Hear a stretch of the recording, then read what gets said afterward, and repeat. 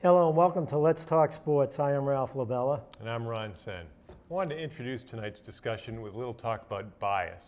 Bias means leaning toward or against something. For example, take the Red Sox. The Red Sox have a terrible outfield right now, of which Grady Sizemore has been playing the lion's share of the time in the outfield. Now, at one point, Sizemore was an outstanding player who played with John Farrell's Cleveland organization.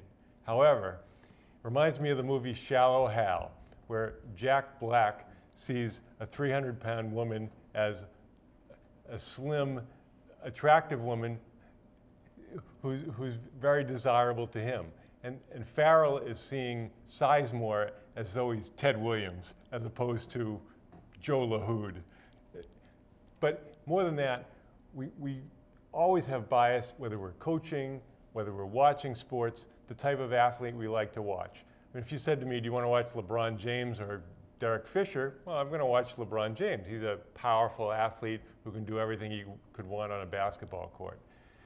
But also, if I had to read about him, I'd rather have confirmation bias reading about LeBron James and what he's doing in his spare time rather than Derek Fisher, at least until recently when he was named coach of the New York Knicks. Now I'm more interested in Fisher. Well, the players, I compare Michael Jordan to LeBron James. I love watching Michael Jordan play way more than I like watching LeBron James. Now, LeBron James is a powerful player, you know, and he's quick and powerful, where Jordan was quick, unbelievable athlete, probably the best athlete to ever play, even better athlete than LeBron James. A lot of people, younger people, don't even remember Jordan, or none of them have even watched him. But to me, you watch LeBron James, you see the things he can do. Well, to me, Jordan was, I'm not going to say way better, but he was better than LeBron James.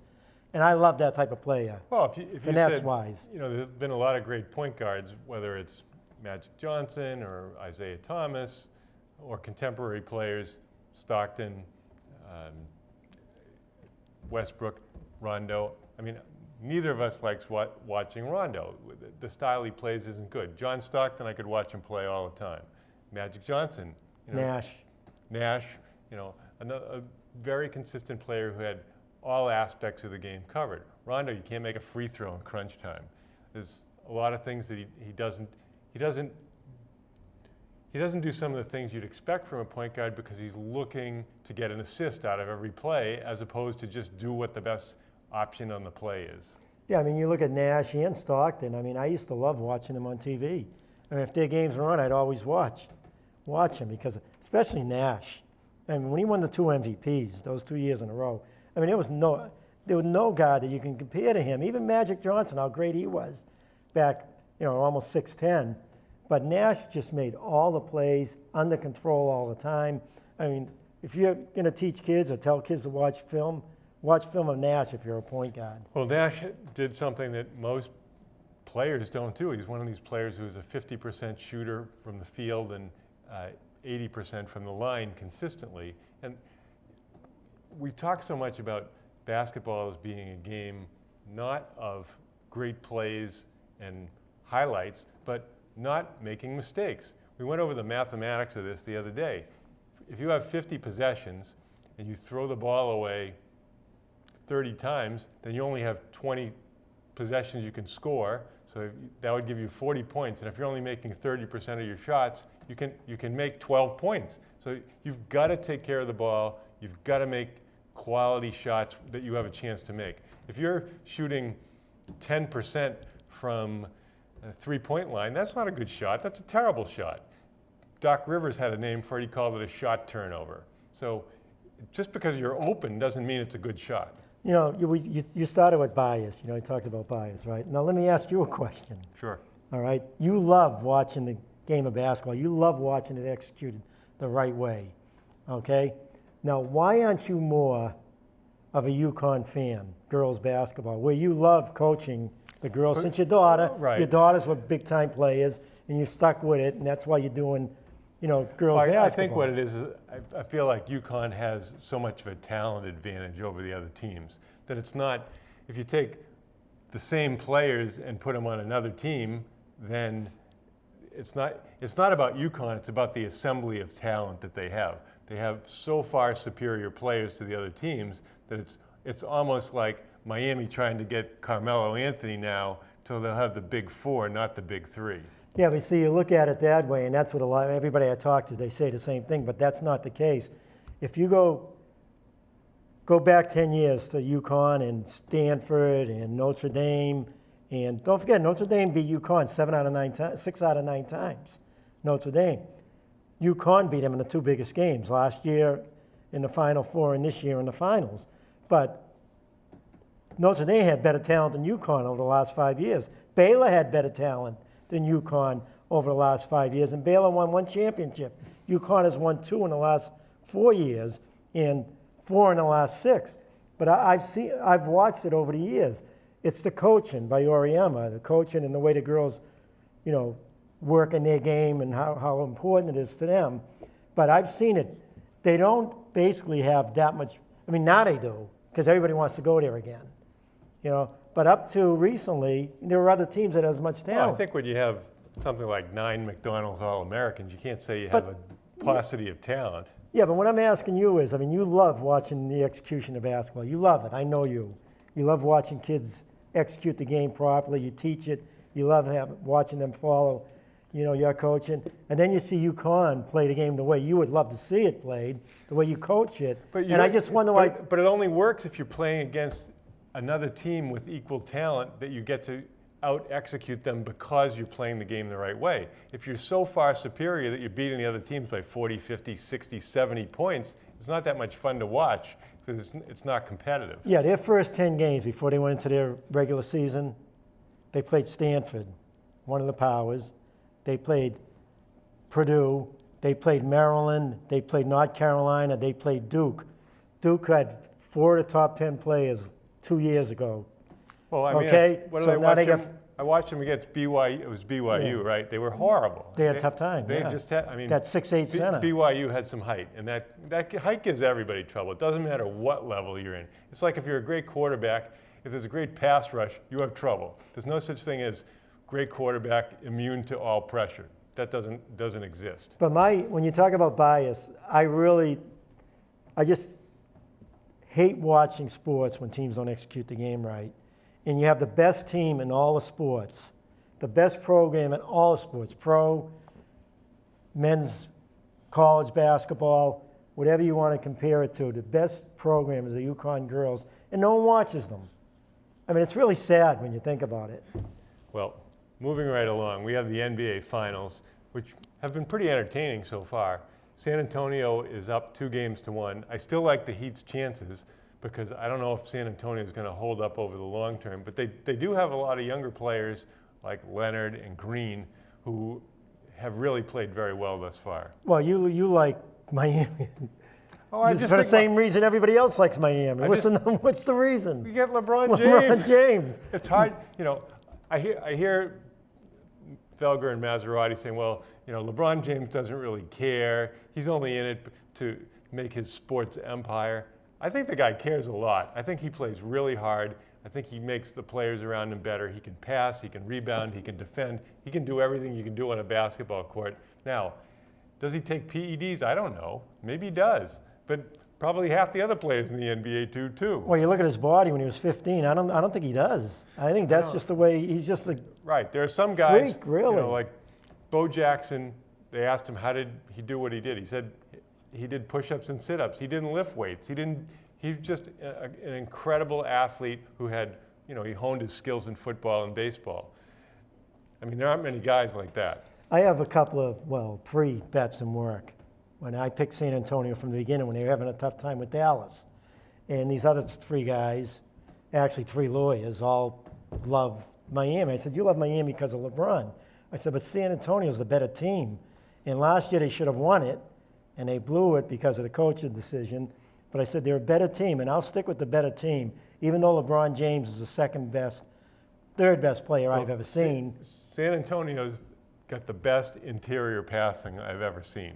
They move the ball incredibly just around the paint, so they're always getting layups, which is phenomenal. Well, they're the best team. So after the second game, they all come into me and they go, you still like San Antonio? I said, I love San Antonio. I says, I really truly, you never know what's going to happen in sports. Just like when I love the Bruins against the Canadians, they ended up losing. A key player gets a sprained ankle, and one team is going to have a tremendous advantage, whichever key player it is. I just love San Antonio. I think this is their year after last year. I think Miami is getting, like I said early in the year, I said, I don't think Miami's as good as they were the last 2 years. I mean, Wade's getting worse and worse with his knee. Once in a while he'll have a good game, but defensively he's not the same player. Well, I think that one thing that Miami has done well in the past is extend the defense. They play almost a 1-2-2, trap up on the high wing. They're not doing that right now. Now, I don't know if Wade isn't mobile enough to do it right now. Well, he's not, number one. He can't go full speed the whole game. I mean, if he's going to give a lot in offense, he's going to be hurting on defense. But when you have Lewis and you have Allen in there, as smart as they are and as smart as Allen is, you saw what they did to him last game. I mean, he's playing better than I thought he was going to. Well, it'll be interesting to see what happens in the draft. There's a lot of talk that Miami's going to get Napier because they don't have a point guard really right now. I don't think Chalmers is that. Well, they gave up on Chalmers. He went 0 for 5 in the game, and they sat him down. I mean, I don't know what's going on because he's played pretty good basketball. I would stick with him. That's the only way you're going to win is if he has some good games. Well, I think that they rely on James with the ball so much that he acts as a pseudo point guard. But we'll see on that. But the action's been good. A lot of people just don't like Miami because they don't like James, and a lot of the dislike for James stems from the whole decision thing. He played it up. That's how it is nowadays. That's sports. It's all about exposure. Not just about winning and talent. But Ron, you listen to him talk. That's where he's at his worst. Sometimes when he talks about kids and helping out and this and that, he really sounds good when he's talking. You really appreciate what he's saying. And then when he starts talking stupid about how great he is, he almost talks about like he's a god at times. And that's what blows it. That's why people don't like him. The people around here don't like Miami because of Allen too. They hated Miami before Allen. Now Allen leaves here to go there, and they're really upset. I'm upset that Allen hit that three-pointer last year when Duncan wasn't in the game for the rebound. Well, we've said this before. Most of the top teams in the NBA coach to not giving up the open corner three. Allen's outstanding at the open corner three. After layups and free throws, the open corner three is the highest percentage shot in the NBA. So why are you leaving people, whether it's Bosch, Allen, Green, all these guys, it's the closest spot on the court to make the three, and they can make it. That was the biggest play. The biggest play was Bosch's three-pointer in the second game, when Bosch hit that three-pointer. Well, San Antonio has their base offensive play where a guard drives off the right, a high screen, and then there's a separate screen to get a guy open in the corner. The guy drives to the baseline and pitches it across for the three. I mean, I know that. I'm sure the Heat know that. How do you leave guys on that? I don't understand. You know exactly what the other team's going to do, and you still leave it open. But I do like San Antonio. I mean, I really like them a lot. Anything can happen in sports again, but I really see San Antonio winning. Well, it's not like they get a high draft choice every year. They fill these guys in. Bonner, Leonard, I think, was something like a 16th pick. He wasn't a high pick. You probably have 3 of the top 4 smartest players. I mean, Allen's smart, but he's older. LeBron James is very smart. Duncan is very smart. You got Parker and Ginobili. Now, do you think Leonard is probably the best player? If San Antonio won, do you think Duncan would retire? No, he'd go for 2 in a row because he knows they have a shot for 2 in a row. Well, the other thing is that Popovich spares these guys minutes so they're not exhausted by the end of the year. He'll sit them out even if he gets a fine. So what? The one thing is I was really down on him after last year, but I got to give him credit. The way they ran their offense last game was amazing. Well, they had 19 of the first 21 points, and I think they shot 77% in the first half. 19 of the first 21 shots were made, and they set the record for highest field goal percentage in a half. So you have to give the Spurs a lot of credit. But what was really impressive with that? They played with so much confidence. Every time down the floor, they were bouncing on they had the step, they were moving, passing, cutting. They played with so much confidence. We talk about that all the time with our kids. Well, and we also talk about how great the fundamentals of foreign players are. Parker, France, Ginobili, Argentina, Duncan, foreign players. So just a great team. We'll be right back.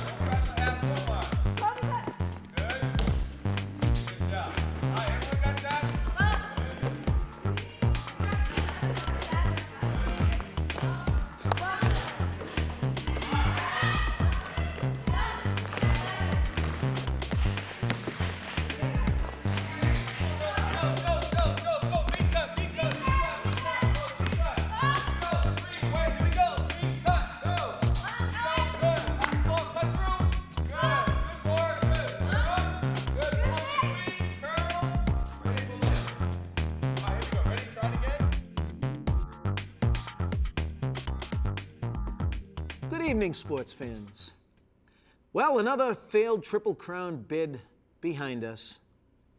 We have an angry but now remorseful owner in Steve Coburn, owner of California Chrome, now apologizing because he's ashamed, as he should be. Always be gracious in defeat. Your horse lost. Who knows why? We'll talk about that in a minute. Always be gracious in defeat. And he knows he wasn't. Plus, he yelled at his wife on national TV, so I'm sure that didn't score him too many points. But you know what? The guy had a point. Now, I'm as sorry as all the other people that the sport is not the same as it was back in the day when 40,000 people would crowd into Belmont Park or somewhere else to see a weekend of horse racing. But hey, they didn't have the internet back then. They didn't have 212 cable channels on TV anymore. They didn't have cell phones and smartphones, and they didn't even have rotary phones. It was a different world, a different universe, back when horse racing mattered. Because you know what? The sport is dead. And I am a huge fan. I love the game. Okay? I love it. And I'm sad that it's not the way it used to be. And that is why Steve Coburn had a point in what he was trying to say. Now, maybe his point was for selfish reasons, but I'm going to tell you what my point is. And I've been angry about this for a long time. These trainers, they want to put 8, 10 weeks between races for these horses. When I started watching horse racing in the 70s, you got the horse out there and you ran him. You freshened him, but then you ran him.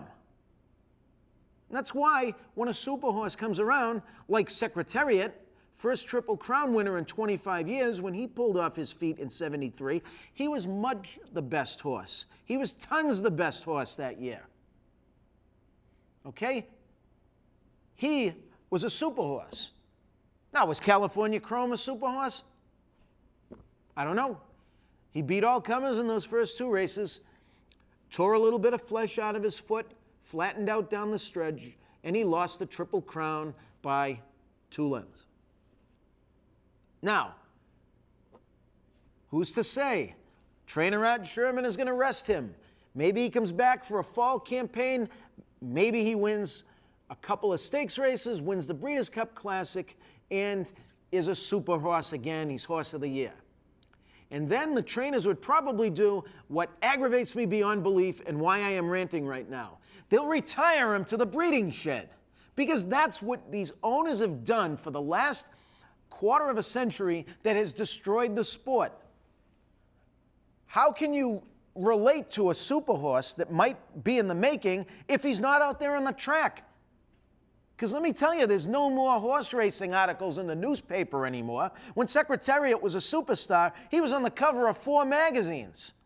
Not just Sports Illustrated, but Time. Everybody wanted a piece of that horse. And it wasn't just him.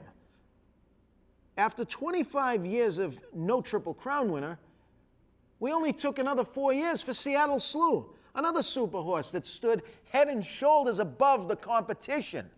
That's a Triple Crown winner. He ran away and hid. That's what great horses do. Beat all comers. And you know what? Seattle Slew ran as a 4-year-old. The following year, when Affirmed won the Triple Crown back-to-back, the following year Affirmed ran as a 4-year-old. We had 2 great years of both horses, and that's something.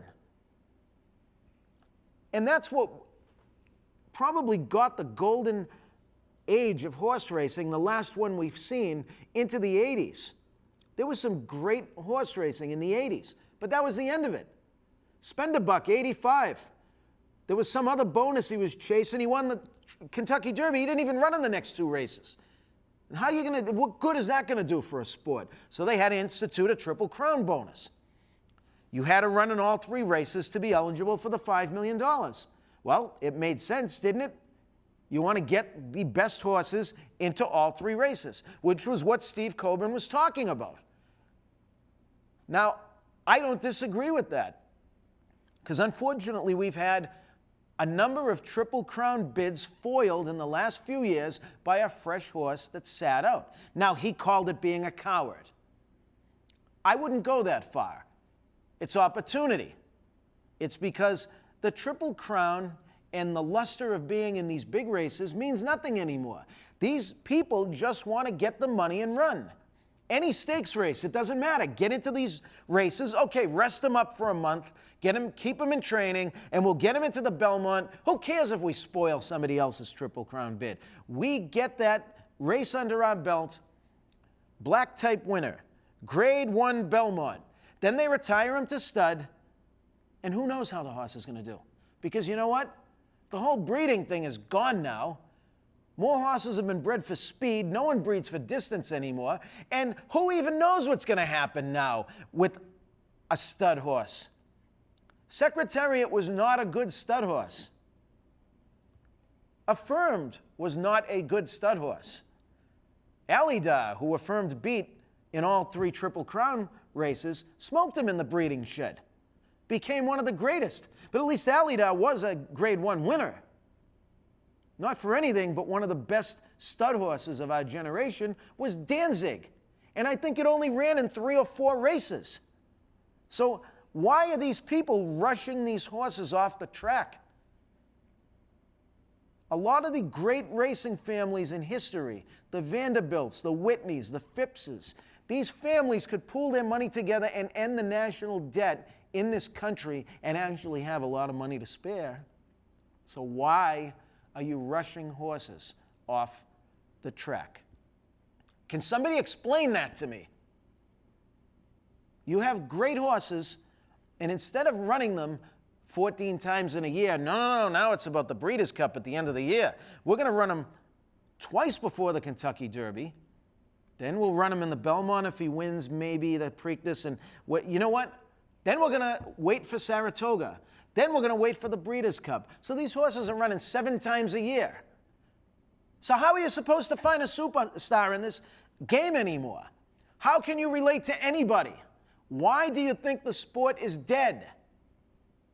Now, what if a football player and hockey players, what if all the players decided they only wanted 3-year careers? What do you think would happen?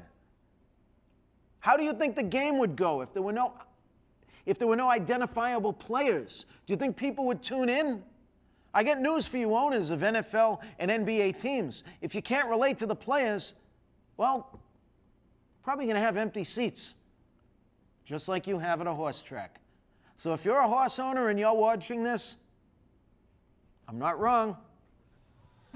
Hey, this is Paul Rabel from the Boston Cannons, and you're watching Let's Talk Sports. Welcome back. The NBA draft is just around the corner, and the Celtics pick 6th and 17th. Now, we don't know if they're going to be packaging picks this year and future for some phantom NBA player like Kevin Love, or drafting current draft-eligible players. And there's a lot of interesting players out there this year.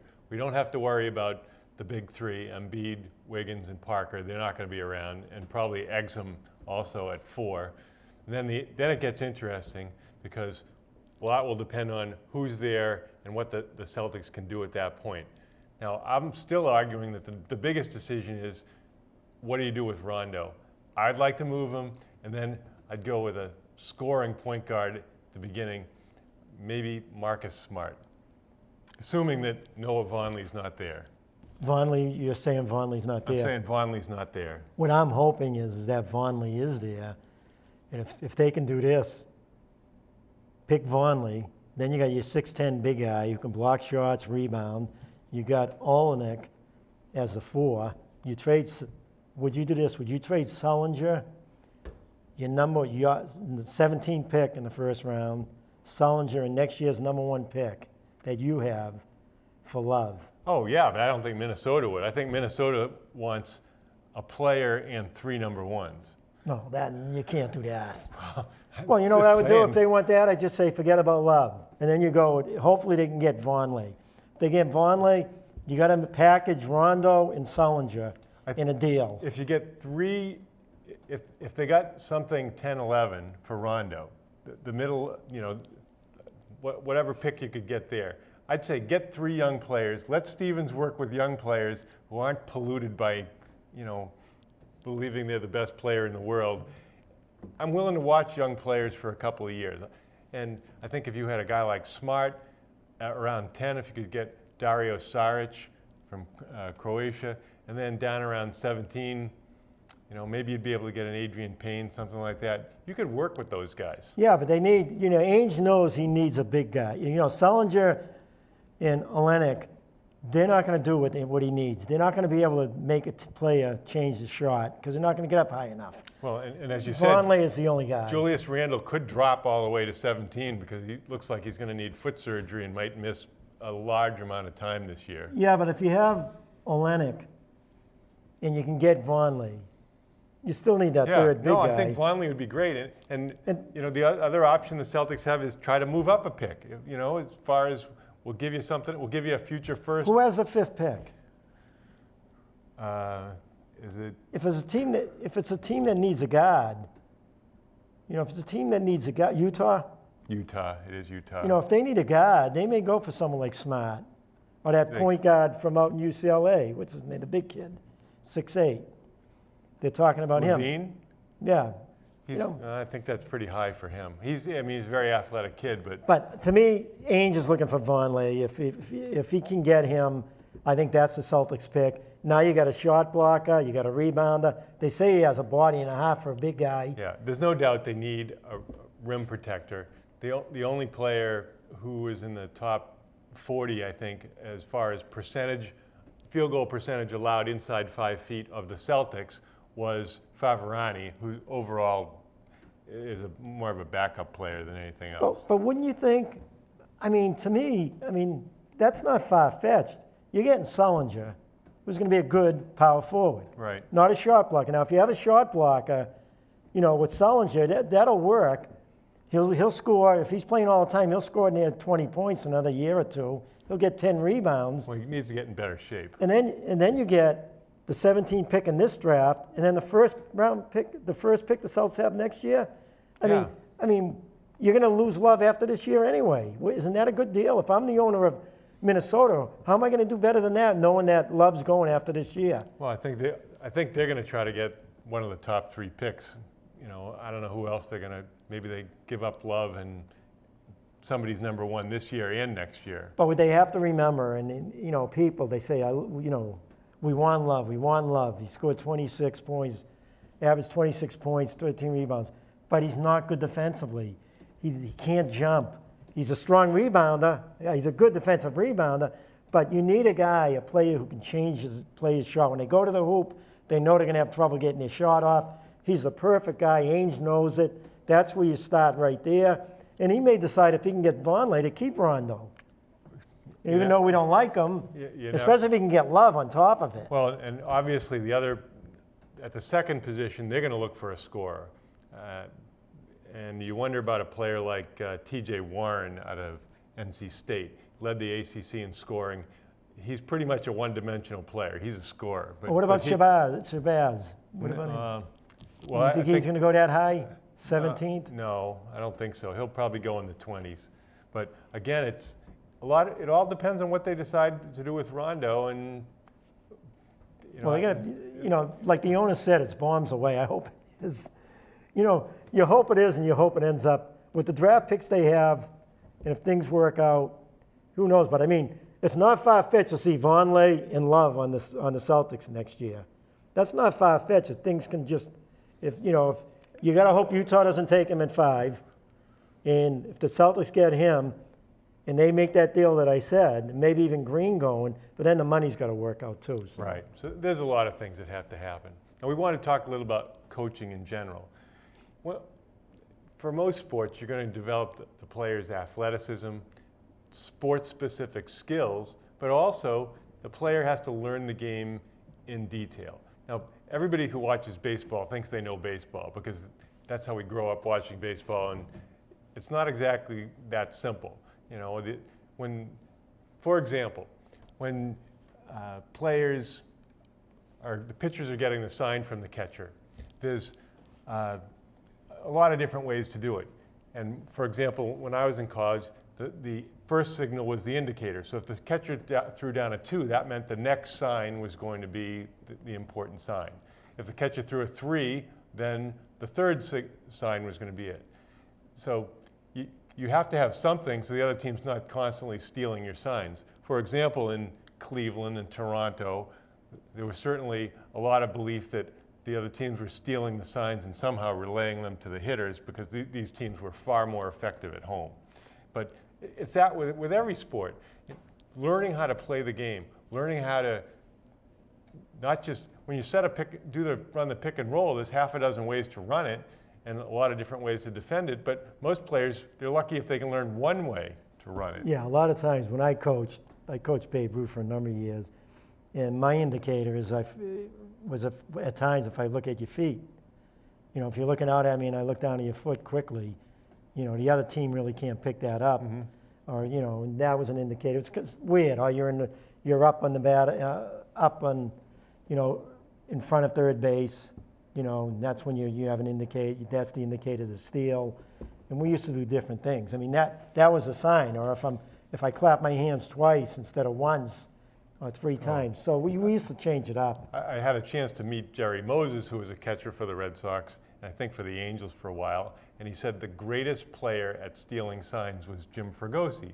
He said he'd steal the sign just with his leadoff second, and he'd walk back to the bag. And if he just touched the bag, that was a fastball. If he kind of kicked it, that meant breaking ball. He said nobody ever got it, but Fregosi was just a master of giving that. And that's a huge advantage if you know where it's going to go. Yeah, that's key. And, you know, that's the key, well, especially pro. High school and college. High school, it's not a key, but in pros it is. But, you know, it's really remarkable when you get a coach like Calipari who's bringing in these freshmen who, they have a lot of basketball skills, but he has to teach them to work within a system and be effective. To have the kind of impact that he has with young players is really remarkable. Oh yeah, and I mean, for some reason he keeps getting the best players. It's amazing. He must tell the parents that I'm going to get them ready for, you know, in the players. After 1 year, you're going to be ready to go to the pros. He goes, when we play that type of schedule, I'm going to let you play an up-tempo game. You know, with Duke is starting to get pretty good players now. I mean, they've always had good players, but they were losing them out to Kentucky and Louisville and teams like that. But Duke is starting to get the top players now. They got a great class coming in. He's more structured, so you would think that the kids, you know, the kids that love to play that up-tempo, like LeBron James or whatever, would go to a team like Kentucky rather than Duke. Right, and then there's a lot of other issues in coaching. For example, communication. That comes first. You have to be able to communicate with your players.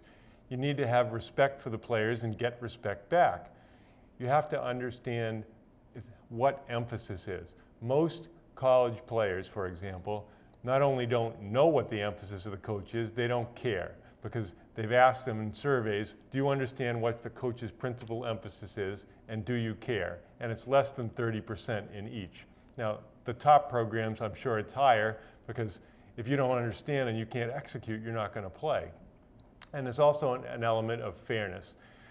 Players have to know that if they're going to get an opportunity, a real opportunity, and if they get that, if they improve, they have a chance to get minutes. If they don't, well, you know, that's how it goes. Well, we talk about that. Reputation is huge. Like we talked about that a couple of shows ago, Belichick. You know, they respect him because of his reputation. Krzyzewski, they respect him. You know, these top coaches, they have it easy now. I mean, they've worked hard over the years, but now, I mean, these kids are coming in, they can't wait to play. From Oriama, the UConn coach, all the girls, the top girls want to play for him because they know he's going to make them be the best they can be. We talk about that with our kids and we coach them. What's our number one goal? Yeah. Well, if you look at Calipari turned down supposedly $80 million to coach at Cleveland. Now, if you're at Kentucky, you're coaching 19, 20-year-olds, you tell them exactly what to do, when to do it, how to do it. If you go to Cleveland, instantly the player says, I'm making $20 million. I don't care what you say. Yeah, but he turned that down because he went through a bad experience with the Nets. You know, Calipari. Same thing with Patino. They're seeing it. You'll never see Patino or Calipari coaching a pro team anymore, unless they just about had it and they think that this is going to be their last coaching job. Maybe they'll take the $8 or $9 million a year for 5 years. Well, I'd much rather coach players that really want to play and improve and be successful than players who are just trying to make money. So I don't blame Calipari, but he's got a great situation at Kentucky, and a long-term deal there too. Yeah, he sees what happened to Patino when he left Kentucky. He went to the Celtics and totally screwed up things. Yeah, Hurt his reputation and everything. my son has a friend who has season tickets. The way it works is you can get season tickets and you can hand them down for one generation, one family member. So That at Kentucky? yeah, so the friend's father had the season ticket. Now the season ticket got handed down to the grandson who's 2. So, so they have that in their family for quite a while. So the grandchild's ticket went to the father, and my son went. And my son said, being in Rupp Arena watching Kentucky play was the greatest sporting event he's ever seen by a lot. Really? See, I don't respect that program anymore since Calipari went there. I mean, you're getting the top players in the country. They're there 1 year and they're leaving. Well, that's happening in Duke now at times. Right. But not as bad as Kentucky. Well, I think that it's easy for coaches to say, well, we're all about education and basketball is second or sports is second, but they don't really believe that. And they want to win. Gary Williams, when he was at Maryland, said, I'm never going to be able to win because I won't kowtow to the AAU agents. I won't give them money so that I can have access to interview with the top players. What can I do? Well, to me, he's saying basically the other programs are paying off the agents in order to get access to their players. I don't doubt it for a minute. Yeah, that could be a huge problem. You don't see that out in the West, though, too often. You see it around here, Kentucky and some of these other schools. But look at a program like Michigan State. I mean, that's highly respected. Well, and one of the reasons they've been so good, aside from Izzo, is they've managed to keep the players around. A lot of them are there for 4 years. Right, and they're a program that's renowned for rebounding, and the way they teach rebounding is they have football helmets on the players when they have rebounding drills, along with shoulder pads. So they just really have the guys go after it, and they're really tough for that reason. And then they get in games that they just know how to go after the ball. Yeah, but I mean, and you look at the college, again, the boys' game. I like the boys' game, but I like the girls' game better. Oh, the girls' game is pure. It's played below the rim. The first rule in basketball is help your teammate. And in women's basketball, it tends to be a far more team-oriented game than men's, which is there's one-on-one, one-on-one. Occasionally they're going to run pick and rolls, not as much as in pro. And it's just a different game. But and again, you compare and you talk about kids. Well, we coach the girls for years. We've been doing it since our daughters played. But and I look at UConn, and everybody says, well, everybody I talk to says, well, they're much better than these other teams. But I look at the way they play with so much confidence, and you're going to say, well, because they're talented, and they know they're going to beat teams. But I see it. A lot of games they go up against teams that are as talented as them. Over the years, I've seen that. And I just see the way they play the game. They played a game like, if anybody watched San Antonio against Miami, they played with unbelievable confidence in that game, San Antonio. They went out, they left everything on the floor. They didn't hold back. They weren't worried about making mistakes. We talk about that all the time. That's the key for young players, the youth playing nowadays. Don't be afraid about making mistakes. You want to make mistakes to get better. The three things that UConn does, they play great defense, they share the ball, and they take care of the ball. And as a result of that, they get quality shots. Now, when you're making more of them, you're going to win by a bigger margin. The game against BYU, the ball wasn't dropping, so that's why they look bad. But every team has days like that when a team just doesn't shoot well. We'll be right back. This is Chris Eck of the Boston Cannons, and you're watching Let's Talk Sports. Welcome back. Some people are still living in a fantasy world where they believe the Red Sox are still in it, 9 games out, playing bad baseball, scoring 1 run in the last 3 games, having terrible at-bats, just looking like a minor league team. I don't live that fantasy. I think the Sox are out of it. Play the young guys, give them a chance. Oh yeah, and by the way, Stephen Drew's earning $10 million per hit. He may be going on disabled list too. That's unbelievable, isn't it? I mean, I'm not blaming Stephen Drew because the team's been ineffective. I'm blaming management for thinking that you go bargain basement 1 year and it works and you win a world championship, and you're going to get the same results. Now you got people grousing, my expectation, the Gomes, Carp, etc. I'm not getting playing time. The young guys aren't getting it done. And they're all, guy like Gomes in the last year of his contract, he needs some numbers to be able to sign somewhere. Yeah, I know what's really hurt him though is Bradley not having the season they thought. They let Ellsbury go. You lose Ellsbury, and Ellsbury right now is not having a great season for the Yankees. Sitting at 280, still in bases, playing good center. But Bradley, hitting 180 something, and don't forget Ortiz has only hitting 180 in his last 20 games. Well, if you said which players are playing at or above expectation level, Holt, which the expectation was 0, and he's hitting well over 300 and no power, but he's basically out there every day. Bogarts has come along since the weather warmed up, although he's been slumping lately. 0 for 16. And Workman. Other than that, pretty much everybody is doing nothing. Confidence. It's having the edge. I'm telling you, it's so important in sports. When you have the edge and you win a couple of games here and there and you can't wait to play the next game, it's entirely, you have the energy. Well, it's entirely different than when you start losing. Yeah. Where's the energy there? There's no energy. The strategy is not to overuse Uehara, so he never gets a chance to come in for a save. He's 13 for 13. He looks like God out there on the mound when he comes out and throws that slop up to get people out. And if someone would listen to me and call the Red Sox and tell him Pedroia needs to get 3 inches close to the plate, and he'd hit much better. He's reaching for every outside pitch. He's been doing it for 2 years now. That's where his power's gone. For some reason, he doesn't want to get near the plate. Well, I think he's hurt. I don't know if it's a hand or wrist injury, but he's not really driving the ball up the gaps like he used to. He plays hard every day. But here's why he's not run.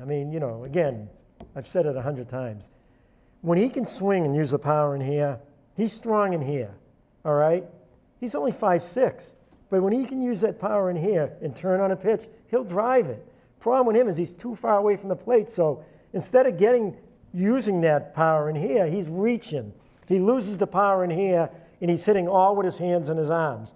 And he's not driving the ball as far because of that. When he drives it to left, watch, the pitches are inside. Well, you made a good point that Ortiz has really been non-productive during their latest slumping streak. But by and large, just nobody's getting it done. And when you look at the bottom of the order, when it has Bradley, Sizemore, Herrera, Ross, 4 guys that are pretty much automatic outs right now. Like I said, the key is Bradley. They were expecting more from Bradley. If Bradley could have hit 280, steal some bases, have him the leadoff batter, things would be. But yeah, Bogarts up there. Where's he hitting? Leadoff at times? He's mostly hitting second. In front of Pedroia batting third, who has 2 homers. Right. It seems to me that Pedroia should be hitting second and Bogarts third, but he's in a little slump. If I'm looking at them now, I'm not a Red Sox fan. Again, I'm not a Red Sox fan, but if I'm looking at that team, don't give up on Middlebrooks. He's the one guy, if he comes back, that can give you, some power in the middle of that lineup. But, I wouldn't give up on him now, not with who you have now. Well, first of all, they just spent $10 million on Drew, so Drew's going to play. Drew is another guy that Farrell is in love with. He helped them win a championship last year. Okay, well, now he can't even play. He can't swing the bat. He's got a pulled muscle in the rib You know what cage. they're doing? They want to keep Bogarts at third. They're not going to fool around with him, moving him short to third. When Middlebrooks comes back, if Drew doesn't come back, I would put Middlebrooks at third, put Bogarts at short, and go with that lineup. You never know, Ron. I'm telling you. They did win 7 in a row, didn't they, after they lost 10? 2 days before they got Drew, Cherington said, we're going to go with Bogarts at short. Well, what exactly happened? Was it veterans grousing in the clubhouse? Was it Larry Lucchino saying, gee, we have a lot of empty seats for June. We got to do something here.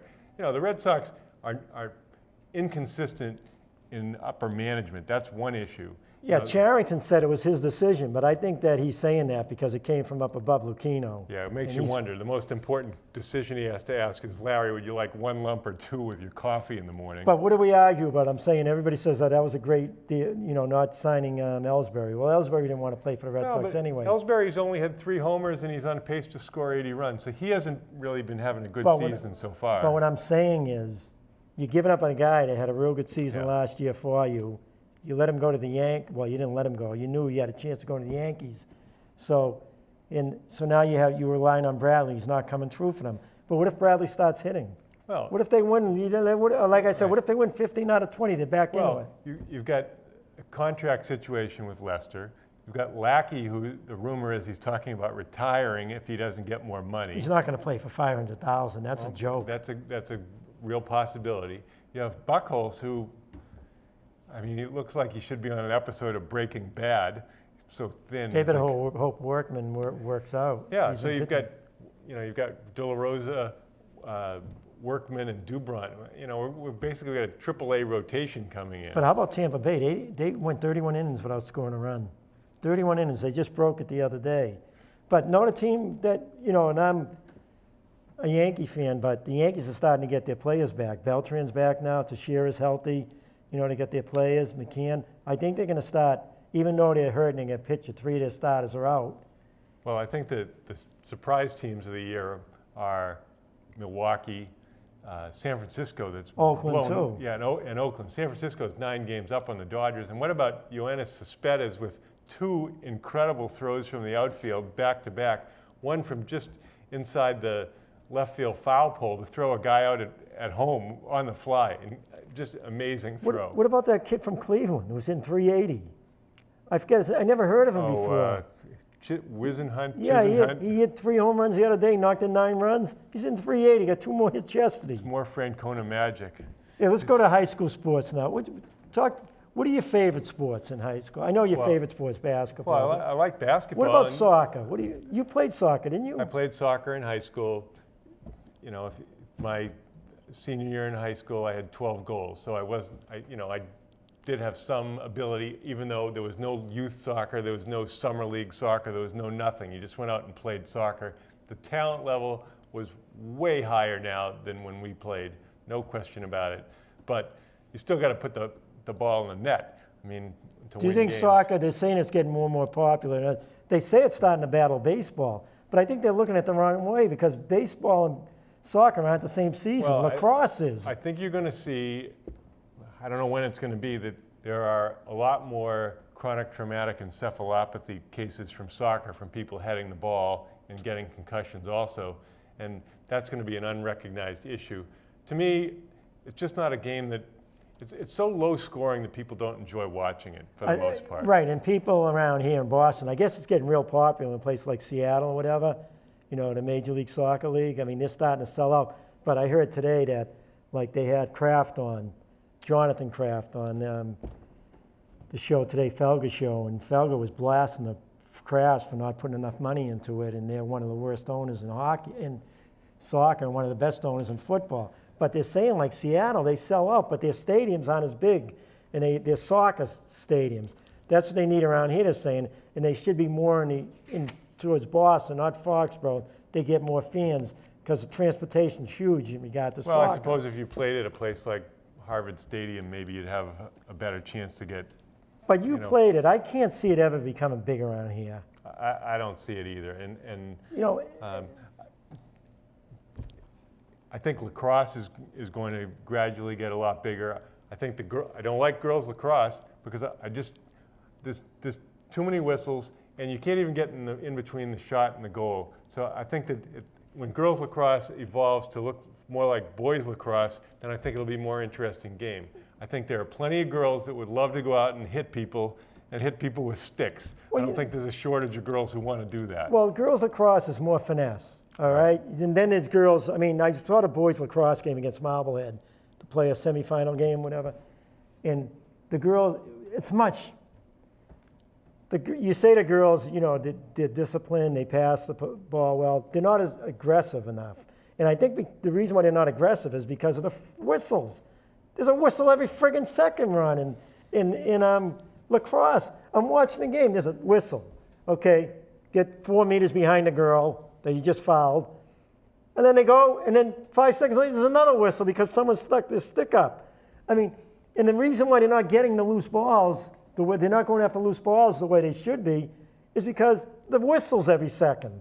I think the whistles, there's so many whistles, it affects the players. Now, you watch the boys lacrosse. Here's what I'm down on the boys lacrosse against Marblehead. You got the best athlete I've seen in years, Eric Mercer. The best athlete in the field. They got him in the arc, and he's in the arc the whole game just about. I'm saying you got your best athlete, and all he's doing is standing there waiting for balls in the arc so he can hopefully score. I don't know what the coaches are thinking about. I'm watching the game, and I don't know lacrosse that much. I'm saying, I know he wants to do more, but the coaches are telling him not to. Well, I'm not going to be critical about a sport that I don't even know the rules. But I mean, I see an athlete like that, and I want to see him play. And for me, the coaches are holding him back for whatever reason. You got a great player like him, a great athlete, and the coaches are telling him, okay, I know they're telling him this, because I know the type of player he is. It's great to be able to watch high-level competition in high school sports, whether it's a baseball game or a volleyball game or a basketball game. Hopefully we'll have some strength in the teams over the years that we'll get to see some of those. I think volleyball is going to be really strong. They have a tremendous schedule this year. Aside from the regular league games, I think they're playing Central Catholic, Arlington Catholic, Notre Dame of Hingham, the defending state champion. They're playing Westboro. They're playing Ursuline, another powerhouse. Where are they from? I don't know where they are. But you know what they're going to have this year, though, Ron? It was funny. Last year they had a great back row, Right. and the front row was inexperienced. They were good, but inexperienced, not good enough to win the states. This year their front row is going to be good enough to win the states. Well, Coach Kelly is coaching the Bay State Northeast group this year. Adam DeBaggis of Bishop Fenwick decided not to do it this year. There are 4 Melrose girls on the team. Who are they? Lessing? Mary Lessing is on it. Nolan? I think Allie Nolan, Hannah Mulcahy, and Victoria? Marissa Cataldo, I believe. Was Victoria not playing? I don't think Victoria's playing, but I'm pretty sure that Coach Kelly's very high on all those players, of course, and they'll have Victoria Crovo back, who is outstanding. He's very strong about Marissa Cataldo playing in the back row. Cat up front. Cat. So they've got they got a wagon. They always have a wagon. Hopefully our little pal Caitlin can become one of the maybe. Well, we'll find out. Fill her sister's shoes and beat a libero. Who knows? But volleyball, I mean, it's not an accident they've gone to the sectional finals 10 years in a row. I mean, how many teams in Watertown in field hockey probably is? They're going to the Final Four this year. I predicted when they're going to win the states with Bell and them last time before the season started, and I guarantee this year they're going to go to the Final Four. They have a very good chance to be state champs this year. The back row's got to keep developing, but if the back row develops, that front row is going to be as good as they've ever been. Really, even when your daughters play with those solid players up front, this front row potentially could be unbelievable, and it's going to be interesting. They have a lot of strong players. And forget about Bishop Fenwick and those Catholic schools. Well, Bishop Fenwick is they And graduated. Arlington Catholic, forget them. Bishop Fenwick graduated a lot of players last year, so they're going to have. They had their 1 year. They had 1 year. They did. They had the talent there, but that's it. It's over. Melrose is back, and Melrose will dominate them again. Well, Ralph has spoken, so that's how it's going to be. As for other sports, I know that Lou did his little discussion about horse racing. To me, if you want to just run in one race, I have no problem with that. And I don't blame the owner for being upset. I think that the Triple Crown trophy is, I think if you win, it's something like a $5 million bonus. $5 million is $5 million. Yeah, that's why it's hard run. That's why these other horses haven't done it. They've won the first 2 legs. They can't win the Belmont. A lot of times the reason is that trainers hold their horse back for the Belmont, that a good closers, strong horses, so to be strong for that one race, thinking that they'd have a tough time in the first 2 races. But when you look at it, this horse had a problem. That's why he didn't run in the Kentucky Derby, the horse that won it. Yeah, that's the reason why. list. They wanted to run him in the Kentucky Derby, but it wasn't healthy enough. So, I mean, if you're going to win it, I thought of it, and in a way I was saying, yeah, I kind of agree with him. Then I'm saying, well, if you want to be a Triple Crown winner like Secretariat or Affirmed, you got to be a great horse. You got to come back and beat horses. I don't care if you're a little tired.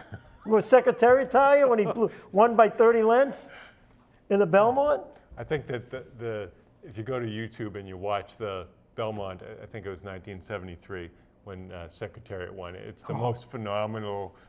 The other horses aren't even in the picture. Other than the top 4 sports, what I'll always remember is Secretariat in the Belmont and Marvin Hagler against Hearns fight. Those are the two things that I'll always remember. You know, I always, when I see boxing, first thing I think about is that, Hagler against Hearns. When you see horse racing, you think about that Belmont race by Secretariat. Just amazing. Those two, that was just, I mean, I remember watching Hagler against Hearns. The place was going nuts. I think of, there are sporting accomplishments that are above and beyond. In 1968 in Mexico City at altitude, Bob Beamon came out and won the long jump at over 29 feet, where people were jumping in the mid-27s, and he breaks the record by over a foot. That's phenomenal. That stands out in me as an indelible memory. But, you know, those two I always remember, and I'm not a huge hockey fan. I like hockey, but the Impossible Dream, too. I mean, that was amazing when they beat Russia, you know, the USA. Those are the things I really remember. Well, you know, you always remember, all memories are stronger when they're reinforced by positive or negative emotion. You remember a horrible loss, like the sixth game of the World Series against the Mets, the Buckner, a lot of people thought the Sox had it wrapped up. I mean, anybody who was from Boston knew better, because there was always a way that it wasn't going to work out for them. But, and just like winning the Super Bowl when Vinatieri makes that kick, you know, there are just certain things that are going to be etched in your mind, or Havlicek stole the ball. I was at that game. We were down on the floor when Havlicek stole it. My place went nuts. Everybody's falling all over everybody else. Yeah. That was a great time, truly too. incredible. But Ron, you think about Boston fans, what we've seen, Bobby Orr, Phil Esposito days. I mean, those were unbelievable. You couldn't wait for the games at night. Right. Obviously, we've all been very fortunate to have some winning teams in the last decade in every sport, and we have great memories. I mean, how many cities have those City of Champion videos where you get to see the great highlights from your city's sports from 40 years? Does Cleveland have, I mean, what highlight do they have for 40 years? Jimmy Brown? That's about it. I mean, but we have Boston. I mean, you look at Melrose High School with the volleyball team, you know, watching the basketball teams over the years, the football program, especially the last 4 years. You watch that. Yeah, that'd be pretty awesome if from time to time they were able to bring back a video of a great contest from whatever sport, so that fans could relive that memory. And that would be even if it were once a month, you'd have really a nice game to watch. And how about the 5'8" graders in hockey? Well, I'm looking forward to seeing where they go to. Right. So we have a lot to look forward to. I've enjoyed being with you tonight. I'm Ron Sen. And I'm Ralph LaBella, and thank you for watching Let's Talk Sports.